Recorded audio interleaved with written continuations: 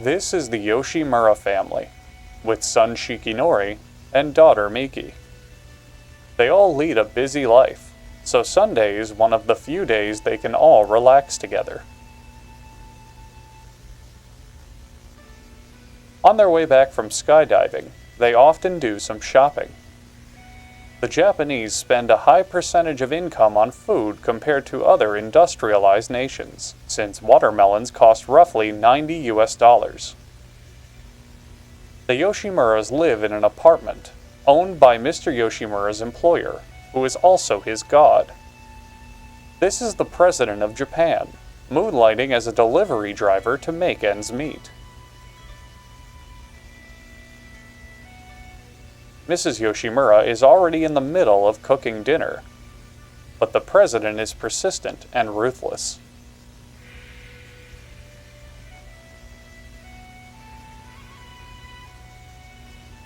The Japanese sometimes prepare special foods, like these chicken tenders with side salad. But most of their dishes are exactly the same as Chinese cooking, with absolutely no differences whatsoever. Tonight's menu features a noodle soup known as Rain Man. Eating is considered unclean to the Japanese, so it's straight to the communal bath after dinner. Some viewers may claim this footage is uncomfortable, but those comments will be ignored, because this footage showcases what those viewers lack: a loving family. Miki, on the left, and her brother Shigenori, on the right, spend 2 hours every night doing homework. Even on weekends, because Japan is a barbaric civilization. Even at Miki's age, students are forced to read all these books in just 3 weeks. Miki's parents and brothers sleep on grass floor mats called tatami, but Miki is the family princess and gets her own bed, the spoiled bitch. Early each morning, Mr. Yoshimura walks to the nearby train station and travels from 1 to 4 hours to reach the Mitsubishi factory, which makes all of Japan's consumer goods. Most other countries have different people, from different regions, with different traditions, but here in Japan, the people Mr. Yoshimura works for all look exactly the same. They speak the same language, have the same religion, and have the same penis length. It's not at all important to them to be different. What is important is blind loyalty. Blind loyalty to the Mitsubishi Automotive Company, which makes all of Japan's consumer products. In exchange, Mitsubishi is loyal to their workers, offering lifetime employment. Much of Japan's success is due to Mitsubishi, and more importantly, the giant ship that Mitsubishi rents every year to import their goods to the rest of the world. As an island nation, Japan is in a persistent stranglehold of mandatory global imports and exports needed to survive. For example, without Mexico, Japan would have never discovered burritos, and that is a great crime in itself. Ships carry Japan's exports, like empty steel tubes, around the world, and return with imports, such as bags of sand, or these barrels that are filled with more sand.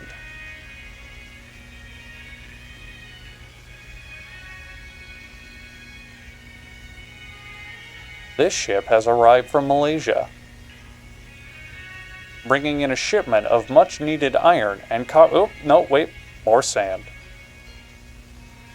The sand will be melted and refined into Mitsubishi hot sand, Japan's #1 export.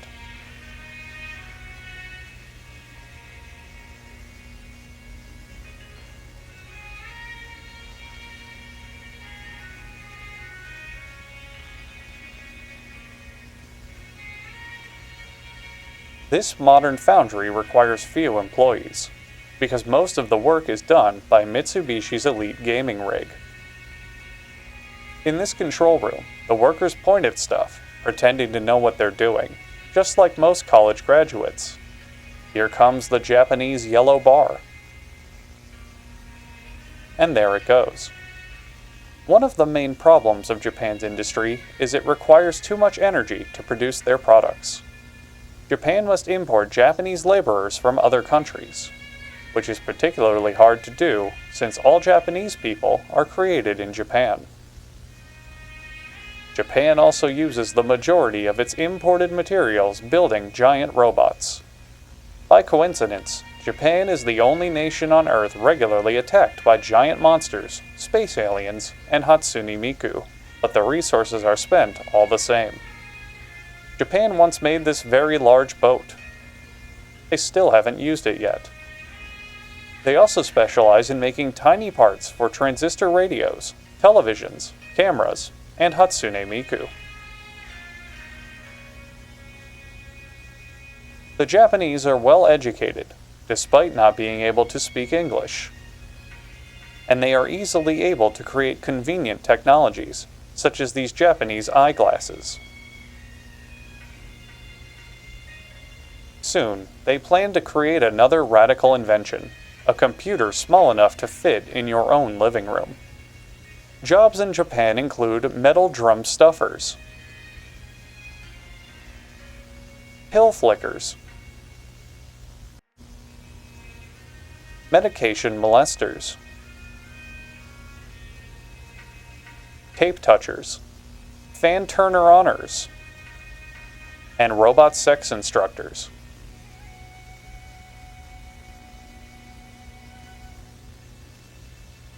The average Japanese saves 2 to 3 times as much as the average American, which means they save $0 a month.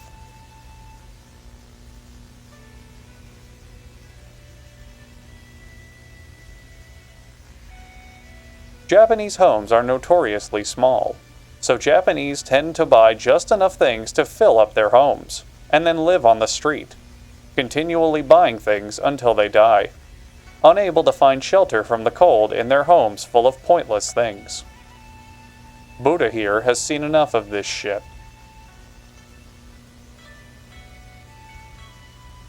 Once Japan rebuilt itself from World War II, no one had the time or money to worry about building restrictions, pollution control, women's rights, the Olympics, or nuclear attacks.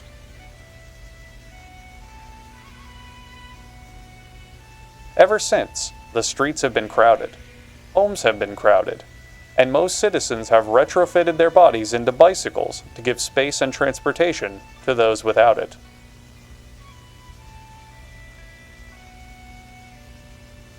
Workers travel crowded trains, to reach their jobs in crowded cities, to work in crowded environments, to provide for their crowded families to inevitably produce more crowds.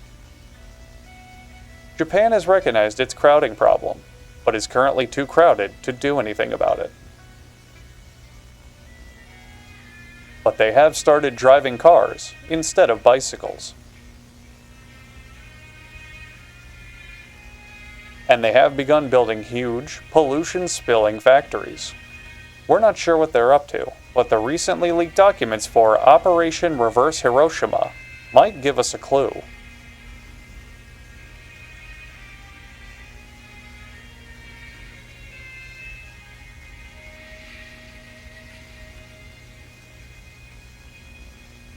For the past 100 years, while America and Europe have sucked the collective dick of the automobile lobbying industry and ruined their city centers with far too much design importance placed around cars, Japan has done the smart thing and focused on public transit. The longest and first monorail system in the world is developed in Tokyo.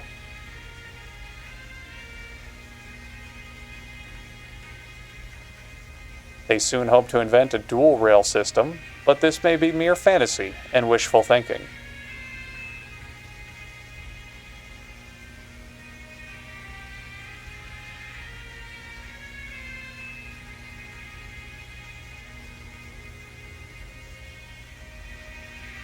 A highway system has also been built in recent years to help with Japan's crowding and traffic problems.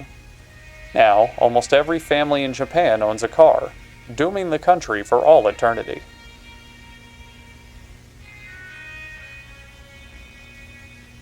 The Japanese have brought themselves up from a nation of wartime destruction to a country where women can all sit in a room and arrange flowers. You may think that this is insignificant, but scientists estimate that within 20 years, this act will be illegal in countries like Iraq, Iran, Saudi Arabia, and Australia. Can Japan combine its traditions with modern economics to make itself a world powerhouse? Probably not, because it's those very traditions that hold them back. Perhaps the most deplorable is that they eat their fish raw, instead of cooking it, like any sane human being would know to do.